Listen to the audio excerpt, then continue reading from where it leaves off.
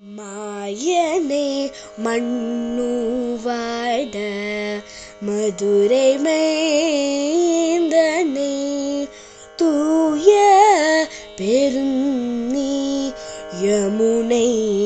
துறைவனே ஆயர் குலத்தினில் தோன்றுமணி விளக்கை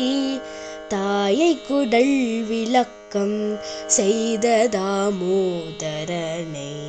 தூயுமாய் வந்து நாம் தூமலர் தூவி தொழுது வாயினால் பாடி மனதினால் சிந்திக்க போய பிழையும் புகுதருவான் நின்றனவும் தீயினில் தூசாகும் செப்பலோரும்